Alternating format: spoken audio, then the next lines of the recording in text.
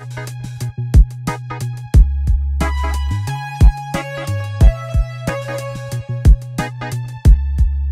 bien, bonjour les spotters et bienvenue dans notre live hebdomadaire de 15 heures.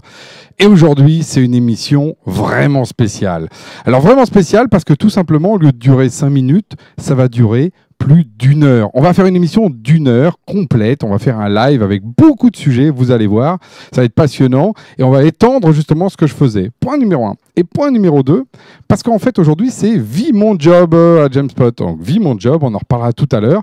On inverse les rôles. Et oui, c'est ça qu'on fait dans Vie mon job. Et justement, chacun prend la place des autres. On aura l'occasion d'y revenir pendant toute l'émission. Et donc, on va le faire. D'habitude, c'est moi qui parle et c'est Benoît qui me filme. Et donc là, je vais laisser justement Benoît nous faire son live et nous présenter le sujet qu'il a choisi pour vous. Alors Benoît, je te passe le micro. Hop là. Eh bien, bonjour à toutes et à tous. Benoît de Jamespot. Donc c'est moi qui prends la place de notre cher Alain qui a l'habitude de faire normalement le live du vendredi. Et donc aujourd'hui, de quoi je vais vous parler? Je vais vous parler d'un sujet qui me tient vraiment à cœur parce que je pense que c'est un enjeu pour les organisations en 2019 si elles souhaitent vraiment développer leur activité, à savoir l'enchantement du client. Alors, on va commencer par le début. C'est quoi exactement l'enchantement? Écoutez, je pense que l'enchantement, on peut le définir en 3 étapes. La première étape, vous la connaissez tous très très bien, c'est la satisfaction du client. C'est-à-dire tout simplement répondre aux besoins du client, lui donner finalement ce pourquoi il est en relation avec vous. C'est la première chose. Point important, la satisfaction du client n'est pas l'enchantement. Vous allez le satisfaire, mais il y a 2 autres éléments qui sont vraiment primordiaux pour que ce soit le cas. Le deuxième élément, ça va être de créer un effet de surprise, c'est-à-dire ce que j'appelle l'effet waouh. C'est-à-dire que vous n'allez pas seulement vous contenter de satisfaire votre client, vous allez dépasser ses attentes. Vous allez deviner ce dont il a besoin avant même que lui il y pense, et ça va créer un effet vraiment incroyable. Il va se dire mais j'y ai même pas pensé et pourtant ils l'ont fait. Deuxième point. Le troisième point, enfin, et c'est pour moi ce qui résume finalement l'enchantement, c'est le sentiment d'unicité de l'expérience vécue. C'est-à-dire qu'une fois qu'il aura été en relation avec vous, il va se dire j'ai vécu une expérience qui était vraiment incroyable. Et qui était incroyable, pourquoi? Parce qu'elle était réservée à moi et à moi seul. Je suis le seul à l'avoir vécu, les autres ne l'ont pas vécu parce que ce n'était pas moi. C'est un peu égoïste, vous en conviendrez, mais c'est pourtant le sentiment que lui doit ressentir une fois qu'il aura été mis en relation avec vous. Très bien. Ensuite, finalement, pourquoi enchanter? Vous pouvez vous poser la question. On satisfait le client, c'est déjà très bien, on va pas non plus l'enchanter, on n'est pas dans Harry Potter. Oui, mais non, parce qu'il y a 2 points vraiment très très importants qui vont vraiment vous permettre de vous aider à développer votre activité. Le premier, la fidélisation. C'est-à-dire qu'un client qui est satisfait, c'est une bonne chose, mais surtout, ça va avoir un effet. Vous avez créé un lien émotionnel qui va être super fort entre lui et votre marque. Ce qui va avoir tout simplement pour conséquence d'augmenter, d'améliorer la fidélité qu'il porte à votre entreprise. Premier point. Le deuxième point, et c'est vraiment pour ça qu'il est important d'enchanter la relation avec votre client, c'est la recommandation. Vous savez, on le dit, on le répète, les meilleurs ambassadeurs de votre marque, ce ne sont pas vos commerciaux, contrairement à ce qu'on pourrait croire, ce sont vos clients. Imaginez que vous allez dans un restaurant, nouveau restaurant, vous n'y êtes jamais allé, et là, incroyable. Les plats sont succulents, le serveur est agréable, le décor est somptueux. Qu'est-ce que vous allez faire? Vous allez évidemment le recommander à vos proches, à vos amis, à votre famille, pour que finalement, eux aussi, puissent vivre l'expérience que vous avez vécue. Donc n'oubliez pas, vos clients sont les meilleurs ambassadeurs de votre marque. Très bien. Maintenant, c'est très bien Benoît, on sait ce que c'est l'enchantement, on sait pourquoi on doit enchanter, mais comment on le fait? Eh oui. Le premier point, c'est tout d'abord, je pense, de sensibiliser l'ensemble de vos collaborateurs à l'enchantement. C'est vraiment le plus important. C'est pas seulement un enjeu pour le support qui va aider vos clients quand ils auront quelques problèmes, ou c'est pas seulement les commerciaux qui dont la tâche est de vendre le produit. C'est vraiment l'enchantement, c'est un enjeu qui est collectif. Et ça, c'est très important. On l'a fait nous-mêmes ici en interne chez Jamespot. Vraiment faire prendre conscience à chacun et à chacune que c'est un enjeu collectif. Premier point. Le deuxième point, qui découle finalement directement du premier, ça va être de revoir chaque étape du parcours que va suivre votre client. Et quand je dis parcours, c'est vraiment chaque étape. Ça va être revoir les mails du marketing parce qu'il aura visité une page de votre site internet. Ça va être revoir la façon dont vous allez communiquer avec lui quand vous allez l'appeler. Ça va être revoir la façon dont vous allez délivrer le produit. Vous savez, quand vous avez peut-être commandé un ou deux produits chez une marque, vous recevez le produit et là, vous voyez un petit ruban, une petite boîte de chocolat. Incroyable. Ça fait la différence. Vous vous sentez heureux et c'est ça véritablement l'enchantement. Donc vraiment revoir le parcours, sensibiliser les collaborateurs et revoir le parcours client. Troisième étape, la plus importante de toutes, finalement, c'est mettez-vous à la place de vos clients. Ça semble bête à dire, mais c'est vraiment, si vous ne vous mettez pas à la place, vous ne pourrez pas comprendre ce qu'il attend.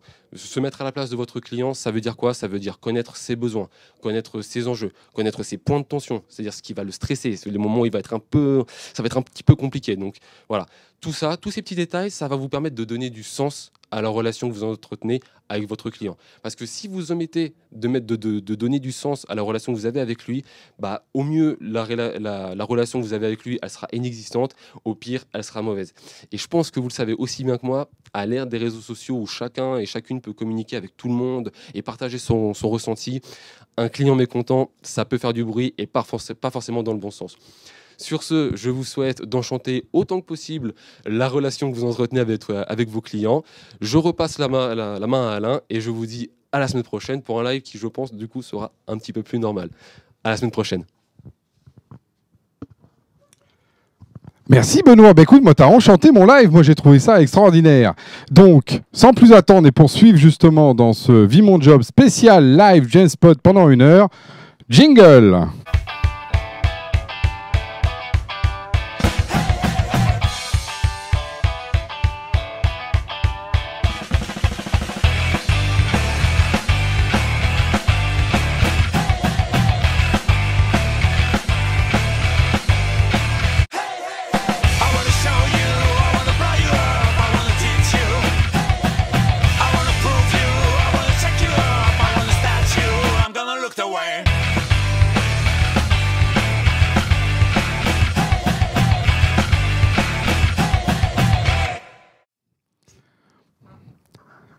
Eh bien, retour sur le plateau de Live Jamspot dans ce Vis mon job. Et j'ai le plaisir d'accueillir Guillaume. Bonjour. Mais oui, Guillaume, on te connaît bien, la com de Jamspot. Et surtout, je ne sais pas si les gens savent, mais c'est toi qui t'occupes de Vis mon job. Donc, tu vas nous parler de tout ça. Tout à fait. Ah oui, Vis mon job. Qu'est-ce que c'est que Vis mon job? Il faut savoir déjà que Vis mon job, ça part d'un principe qui est une émission très célèbre et très connue qui s'appelle Vis ma vie. Qui ne connaît pas Vis ma vie, qui était diffusée depuis les années 2000, donc entre 2001 et 2015 sur la chaîne du groupe TF1. Donc le principe, c'était de vivre la vie de quelqu'un d'autre. De vivre la vie de quelqu'un d'autre, comme par exemple quelqu'un qui ne faisait que d'aller dans des hôtels, qui allait faire du camping, ou quelqu'un qui ne supporte pas, par exemple, la magie, qui allait être l'assistant d'un magicien. Et nous, en 2014, on a décidé de faire la même chose, mais dans le monde professionnel. Et donc de vivre en tant que Jamspotien, le job, la vie professionnelle de quelqu'un d'autre. On l'a lancé quand déjà? En 2014, ça fait maintenant 6 ans déjà qu'on a lancé le premier Vis mon job. Et moi j'ai souvenir, c'était, pourtant je suis souvent fâché avec les dates, c'était un 1er avril. Ouais, c'était une blague, mais qui a duré parce que la preuve, on est 6 ans plus tard en train de le faire. Après, tout à fait. Alors ce que je me propose, c'est, si on regardait ce qui s'est passé juste l'année dernière, parce qu'on a la chance d'avoir Eric, qui fait pas mal de vidéos aussi chez nous, qui du coup l'avait fait un petit film là-dessus. Donc je vous propose de regarder Vis mon job 2018, c'est très intéressant. Allons-y. Hello tout le monde, aujourd'hui je change de job. Rien que ça.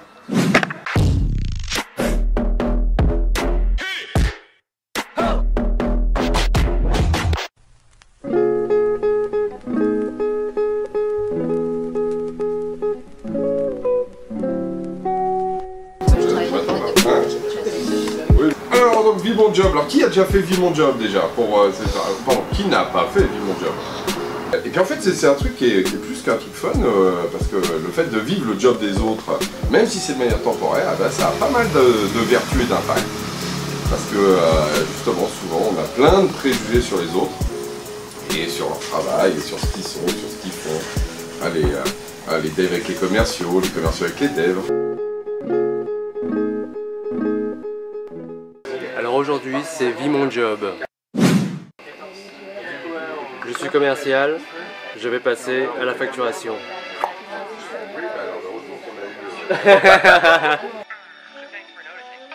Donc Anaé qui est juste là, et en fait responsable administrative.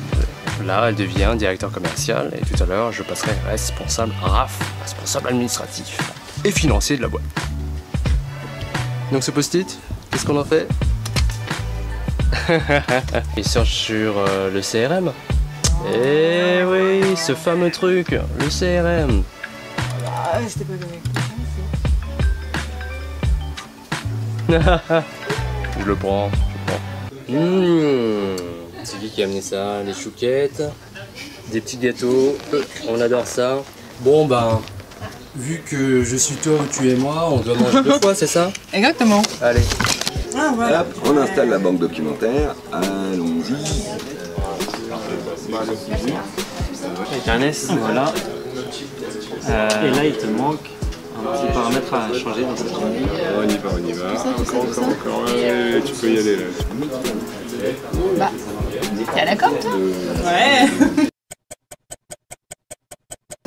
Allez, Canaille a fait la commerciale, je vais passer responsable administratif. T'es prête Canaille? On y va? Ah non, Mais non, Oui, je suis Canaille, en effet, je suis boss. Donc je prends le siège. Ah, une nouvelle vue. Tiens, c'est magnifique ça. On va profiter. Non, il m'a pas envoyé, donc je vois pas du tout de quoi il parle. Ah, l'incident de paiement, tiens, ça, intéressant ça. J'avais pas cette info habituellement. Ils ont lancé un appel d'offres et on a été retenu justement pour avancer sur le projet. Et ensuite, voilà, titre. Et là, c'est vraiment dans le titre du... Je serai là quand...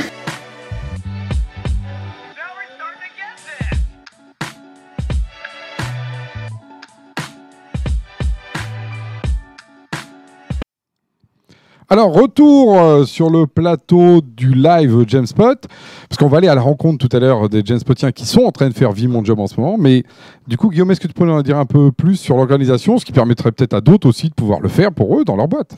D'accord, c'est très simple. Maintenant, après, c'est mon 5e Vie mon job que j'organise. Après 5 ans maintenant d'expérience, je commence à avoir les petits filons pour organiser ça d'une main de maître, comme on aime bien dire. C'est simple, je prends la liste des collaborateurs de Jamespot que je divise déjà en 2. Les personnes du service commercial d'un côté, les personnes du côté développeur de l'autre côté. Ensuite, je regarde les interactions. Par exemple, moi, au marketing, je suis souvent en interaction avec le côté commercial, donc je ne vais pas me mettre dans les équipes commerciales. Et pareillement, le support est souvent en interaction avec les développeurs, donc je ne vais pas mettre le support avec des développeurs.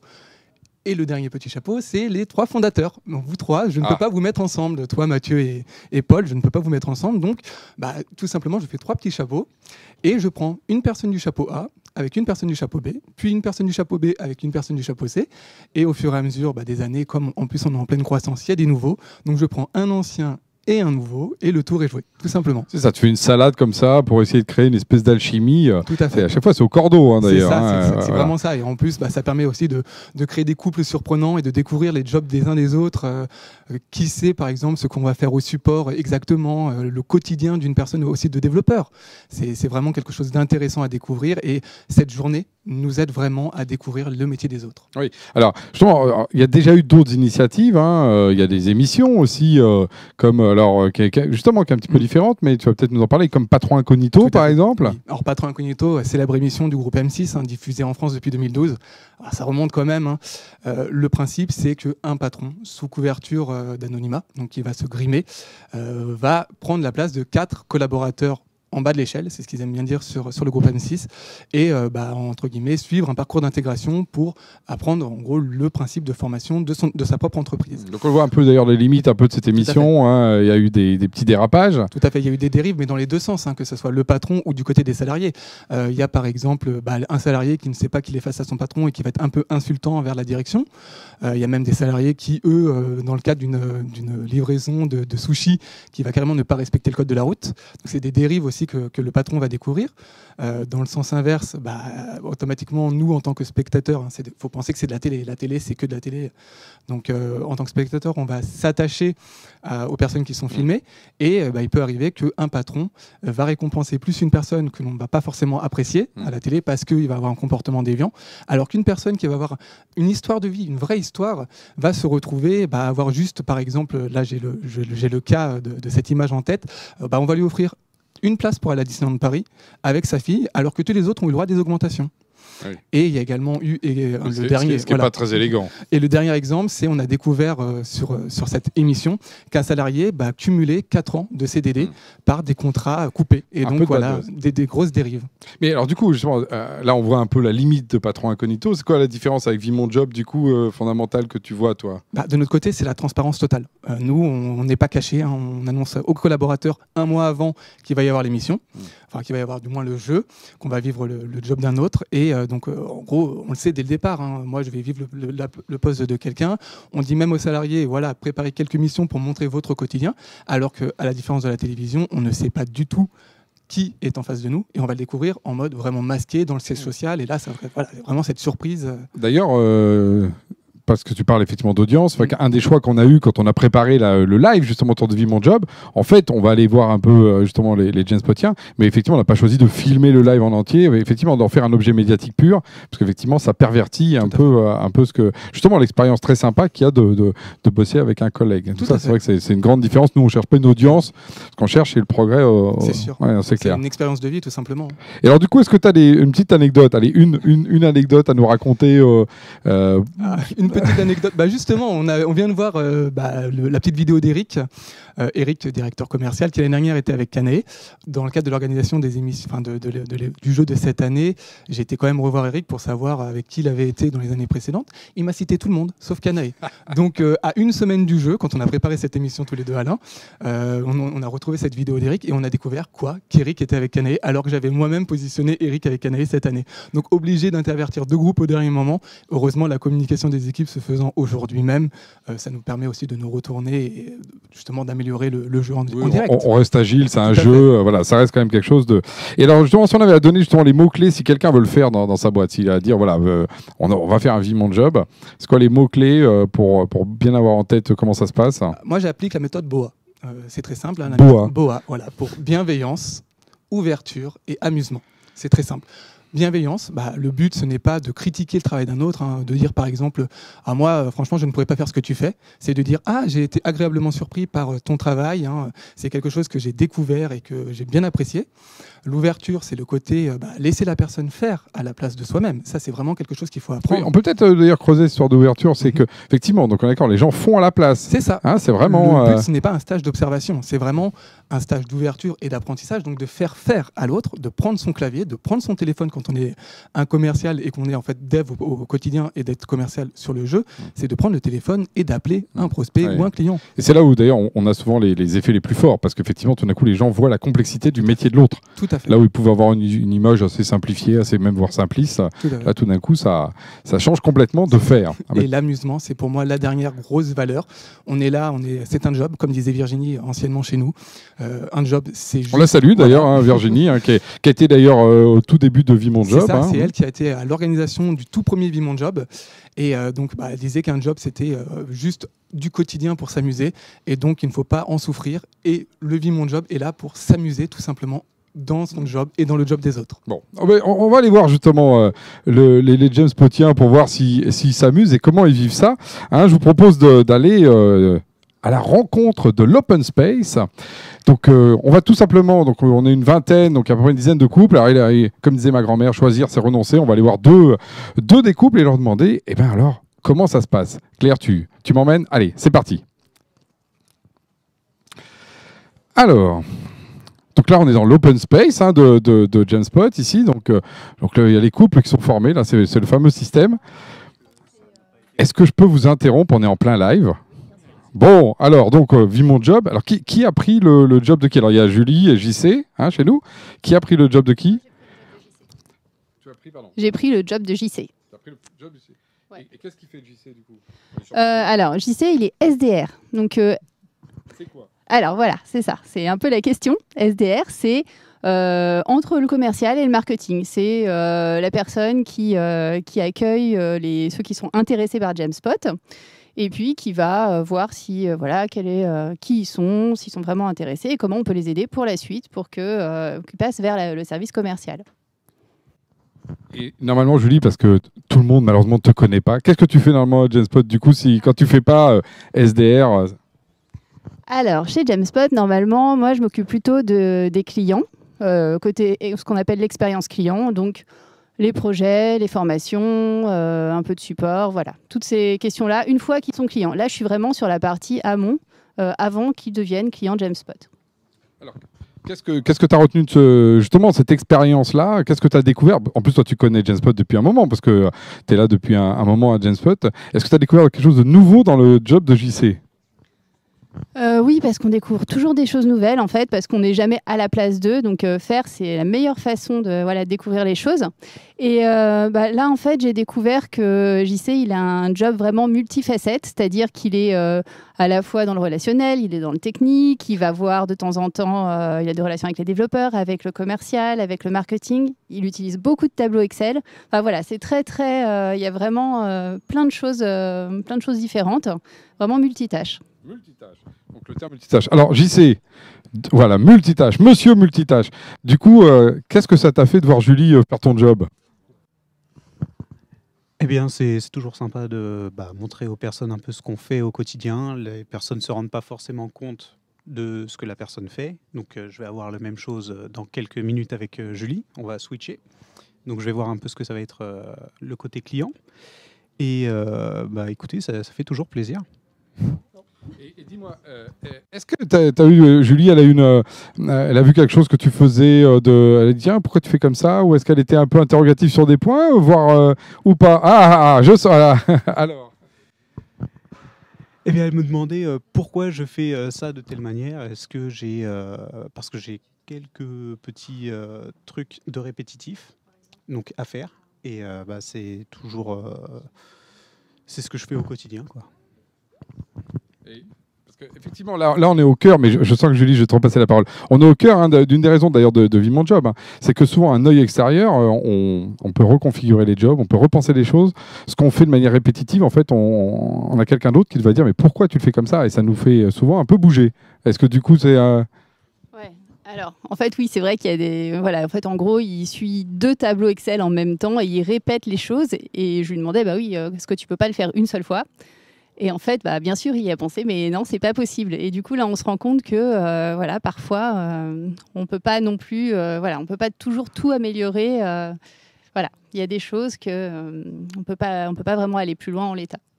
Voilà. Merci. En tout cas, merci pour cette expérience. Effectivement, après, tu vas vivre l'autre partie.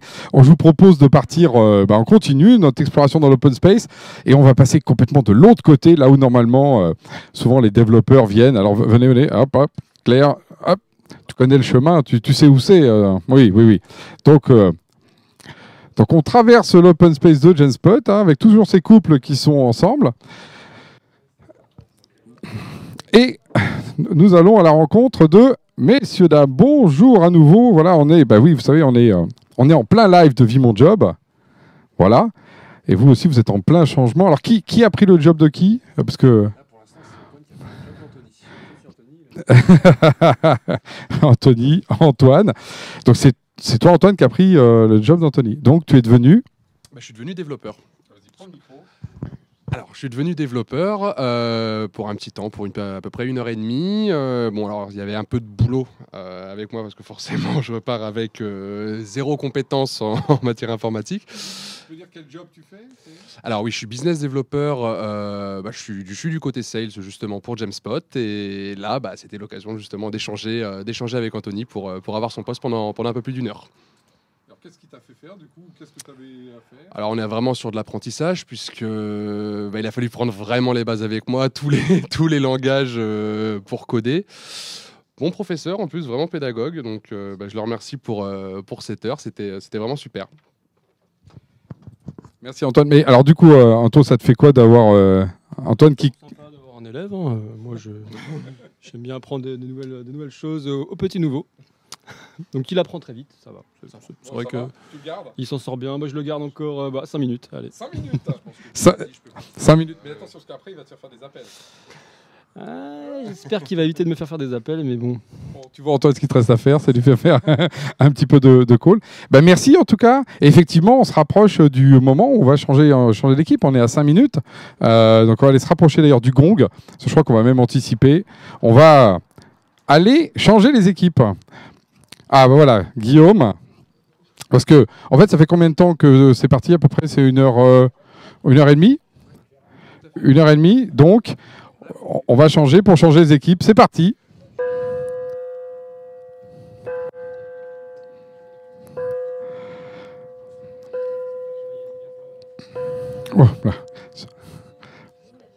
Voilà.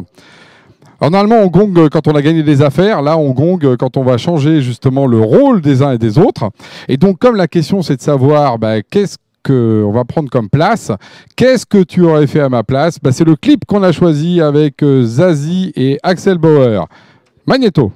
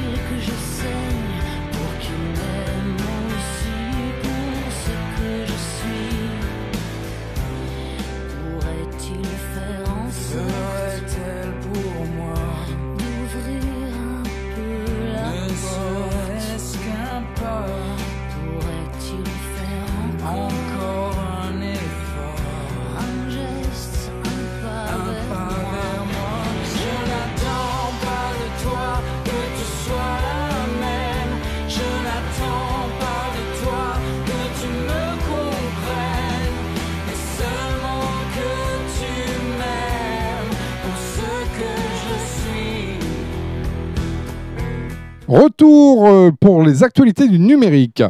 Cette semaine, on a eu justement une histoire qui, je pense, nous a tous touchés d'une manière ou d'une autre, le symbole de Notre-Dame en flammes, qui était vraiment très traumatisant, je pense, pour tout le monde.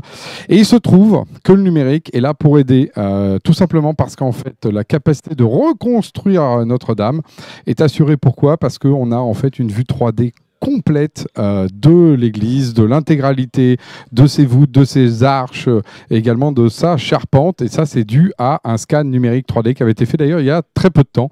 Donc le numérique qui permet, vous voyez, de penser au patrimoine. Et d'ailleurs, dans ce sens-là, on a une belle initiative de Cap Digital qui va lancer des projets innovants pour voir comment apporter des réponses à la fois à la reconstruction et l'accélération de la reconstruction de Notre-Dame. Donc vous voyez, le numérique est partout, et y compris dans la partie patrimoniale. Sans transition, une taxe GAFAM. Enfin, j'ai envie de dire, enfin, on se met à taxer nos amis GAFAM, dont on sait qu'ils ne payent pas les impôts qu'ils devraient payer. Ça va représenter quand même plus de 400 millions en première année pour nos amis GAFAM. Et donc, on peut féliciter le gouvernement pour cette première marche. Alors, je pense que c'est un début, mais c'est un bon début. Sachant qu'il y a eu des grincheux qui disaient oui, mais ça va toucher aussi des boîtes françaises, parce que vous comprenez, c'est sur le chiffre d'affaires. La réalité, c'est qu'il n'y a qu'une seule boîte française qui va être touchée, qui est Criteo. Très belle boîte d'ailleurs. Mais quand on sait qu'elle est cotée au Nasdaq, on peut se demander effectivement si elle est totalement française ou pas. Donc, je pense que la question est réglée du fait qu'on avait besoin un peu de taxer ces grands géants pour qu'ils amènent un peu de valeur dans notre pays plutôt que simplement la prendre. Et alors pour finir, vu qu'on va être centré sur l'argent, quand même une nouvelle qui moi m'a sidéré. Dans le e-sport, vous savez, le sport électronique en ligne, il se trouve qu'il va y avoir les championnats du monde de Fortnite. Alors je ne sais pas si vous connaissez Fortnite, c'est un des jeux vidéo qui est sorti récemment, qui est qui est un jeu très très jeune et qui a déjà des millions d'adeptes, et bien il se trouve que au championnat, le gain pour le vainqueur de Fortnite sera de 2,7 millions d'euros, ce qui est supérieur à ce que gagne par exemple le vainqueur de Roland-Garros, supérieur à ce que gagne un golfeur et même tous les autres sports en termes de gains. Donc là, on a vraiment un effet de sidération par le numérique, un jeu mondial, immédiat, en moins de 18 mois, un champion du monde qui gagne plus que tous les autres, et on appelle ça du sport effectivement numérique. Donc comme on peut le voir, effectivement le numérique est en train de prendre une dimension comme toujours au-delà de ce que les choses traditionnelles pouvaient apporter. On peut se poser d'ailleurs la question de la valeur travail à travers ça et la valeur du gain qu'on a par rapport à ça. Donc je vous propose un reportage pour savoir justement, c'est souvent un point, est-ce que nous Français on travaille plus ou moins que les autres, est-ce que la valeur travail est bien présente? C'est parti.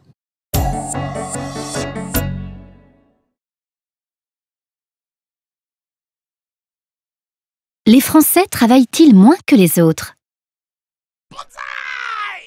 Chaque année, l'Organisation de coopération et de développement économique, OCDE, fournit la durée annuelle moyenne du travail par travailleur et par pays. Elle correspond au nombre total d'heures effectivement travaillées sur une année, divisé par le nombre de personnes ayant un emploi. En 2016, en France, un travailleur a travaillé en moyenne 1472 heures. C'est plus qu'en Allemagne, 1363 heures, mais moins qu'au Royaume-Uni, 1676 heures, en Italie, 1730 heures, ou aux États-Unis, 1783 heures, et beaucoup moins qu'en Corée du Sud, où l'on travaille en moyenne 2069 heures par an. Les Français travaillent moins longtemps en moyenne que la plupart des pays de l'OCDE. Avec la mise en place des 35 heures, ils sont même considérés comme paresseux par certains médias, notamment à l'étranger. Pour autant, sont-ils moins efficaces que les autres? Pour le savoir, il faut regarder ce qui est réellement produit pendant ces heures, grâce à un autre indicateur, la productivité du travail. Elle correspond au ratio entre la valeur ajoutée produite, c'est-à-dire la richesse créée, et la quantité de travail utilisé, qui peut être exprimée en nombre d'emplois.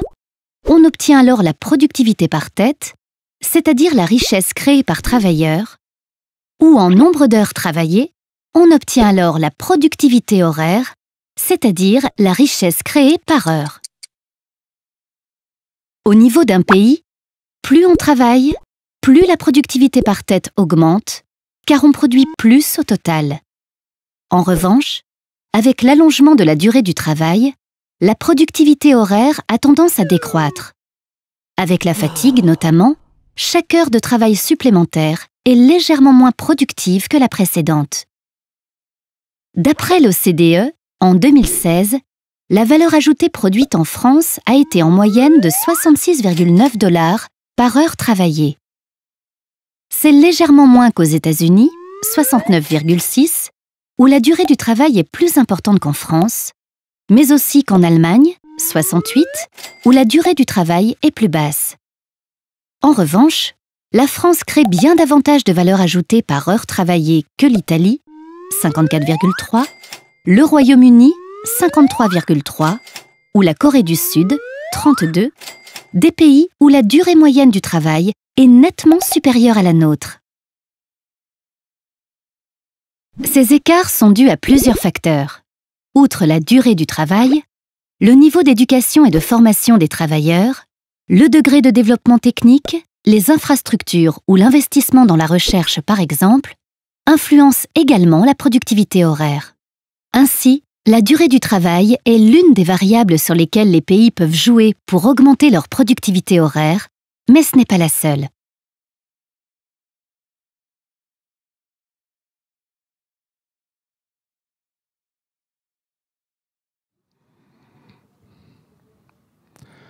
Retour sur le plateau de Genspot le live.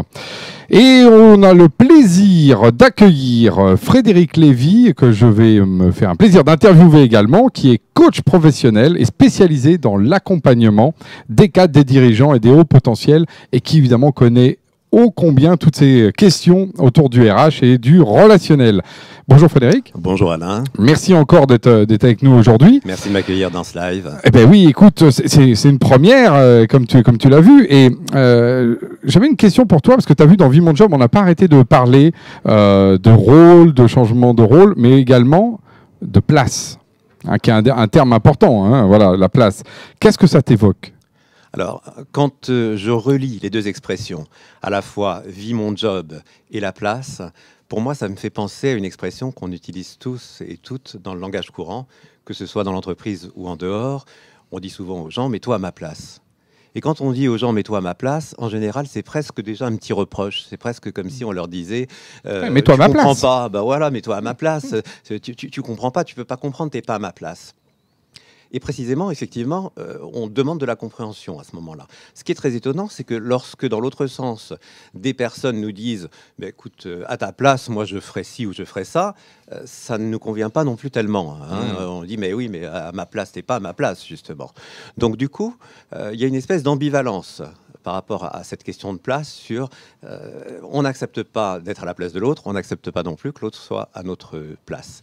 Là, ce qui est très intéressant, je trouve, dans une expérience comme celle que vous venez de montrer dans Vie Mon Job, c'est le fait de permettre à chacun, précisément, de se mettre à la place de l'autre avec humilité, avec bienveillance, et de pouvoir, précisément, peut-être changer de regard sur ce que l'autre fait, mieux connaître le métier de l'autre, et puis aussi l'appréhender différemment. Donc changer de regard, ça correspond finalement aussi au métier de coach.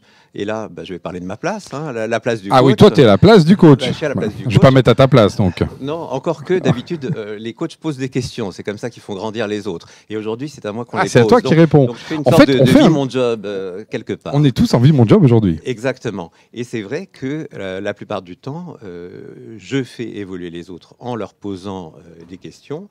Et c'est ainsi que, bien évidemment, on grandit, on s'interroge, on change de regard. Et le regard, eh bien, c'est le regard sur soi, c'est le regard sur les autres, c'est le regard sur les situations professionnelles. Donc on peut dire que c'est aussi le rôle du coach, comme dans Vie Mon Job, de faire évoluer les regards. Et d'ailleurs, alors, toi, tu as une pratique, évidemment, avec tous les gens que tu coaches au quotidien. Est-ce que tu vois justement une évolution sur cette question du rapport au rôle, à la place, à la hiérarchie, enfin, à ces représentations mentales un peu sociologiques qu'on peut avoir sur qui on doit être ou comment on doit se comporter? Certainement. Certainement. Je crois que l'évolution, elle est due aussi à l'évolution de la société. C'est-à-dire qu'il y a encore 20 ans, on ne se posait pas toutes ces questions. Il y a 20 ans, on avait une place et d'ailleurs, on l'occupait très longtemps puisque les gens avaient souvent des parcours monosociétés. Donc, on ne changeait pas de place. Même si on pouvait avoir un plan de carrière et évoluer un tout petit peu, on restait dans la même société. Aujourd'hui, on sait bien que c'est très différent puisqu'on change de place, justement, et on doit s'adapter. Et on se pose beaucoup de questions sur la place qu'on occupe. En coaching, précisément, j'ai pas mal de personnes que j'accompagne et qui vont me dire à un moment donné, je ne me sens pas à ma place. Et si on est attentif à la formule, ces personnes ne disent pas « je ne suis pas à ma place », elles disent « je ne me sens pas à ma place ». Peut-être qu'elles y sont. Alors, derrière cette façon de formuler les choses, il y a souvent un manque de confiance en soi. Il peut y avoir aussi un défaut managérial, parce que c'est aussi le rôle des managers de faire en sorte que chacun soit à sa place dans une équipe, collectivement et individuellement. Et puis il y a même un rôle qui émane aussi de la direction, puisque la direction a pour vocation de donner du sens. C'est un mot qui a été évoqué déjà tout à l'heure ici même. Et c'est très important de donner du sens, de faire partager le sens. Et c'est souvent en faisant partager le sens qu'on permet à chaque collaborateur dans l'entreprise, quelle que soit son activité, eh bien, de se sentir à sa place, précisément. Mais alors, du coup, si on est dans cette trajectoire-là de vouloir justement mieux se sentir à sa place, qui a un rapport quand même aussi au bien-être et à tout simplement avoir une vie épanouie, c'est quoi que tu vois justement? Qu'est-ce qu'il faut faire dans sa vie perso pour mieux améliorer la partie pro? Est-ce que c'est dans son rapport avec ses collègues? C'est quelle dimension qu'il faut travailler finalement tous les jours pour que ça progresse? Alors, j'ai évoqué le terme de regard en disant qu'il était très important. Je crois que tout part de là. Tout part du regard qu'on porte sur soi et sur l'activité qu'on a. J'aimerais rappeler cette fable qui est connue, mais qui, je trouve, prend tout son sens et encore davantage cette semaine avec les événements qu'on a connus au sein de Notre-Dame. C'est la fameuse fable du casseur de pierres. Je la connais pas. Eh bien alors, c'est l'occasion. Peut-être que d'autres non plus ne la connaissent pas. Charles Péguy se rend à Chartres et il croise sur son chemin 3 personnages. Le premier est au sol en train de casser des pierres avec un maillet. Il a l'air de peiner, il transpire, il peste, il n'est pas content, il n'est pas bien. Péguy l'interroge et lui dit « Mais qu'est-ce que vous faites ?» Et le casseur de pierres lui répond de façon un peu vive « Vous voyez bien, je casse des pierres et il fait chaud, c'est un métier stupide, j'en ai marre, j'ai mal au dos, je suis tout le temps sous le soleil, etc. » Bon, Péguy le salue, l'encourage et continue son chemin. Il rencontre un deuxième casseur de pierres à qui il va poser la même question. Ce deuxième casseur de pierres, il a l'air un peu plus serein. Il travaille quand même, c'est dur, c'est pas facile, mais il n'a pas la même expression. Péguy lui pose la question, qu'est-ce que vous faites? Et l'autre lui répond, je suis casseur de pierres, je casse des pierres, c'est mon métier. Bon, c'est comme ça, j'ai pas trouvé d'autre métier, mais ça va. En tout cas, ce qui est sûr, c'est que c'est un métier qui me permet de vivre et de faire vivre ma famille. Et puis je suis à l'air libre, je suis au soleil et tout le monde n'a pas cette chance. Il y en a qui sont dans les bureaux. Exactement. Enfin, Péguy poursuit sa course et va rencontrer donc le 3e et dernier casseur de pierres. Et celui-ci est très souriant. Alors, il casse ses pierres avec son maillet, il y va avec beaucoup d'entrain. Péguy, comme aux 2 premiers, va poser la même question, mais qu'est-ce que vous faites? Et là, l'homme lui répond en souriant, je bâtis une cathédrale. Et c'est vrai que c'est quand même une autre. Je la connaissais, mais je ne savais pas que c'était Péguy qui avait. On l'attribue à Péguy, en tout cas. C'est une très très belle histoire. C'est une belle histoire et qui nous éclaire aussi sur cette question de la place.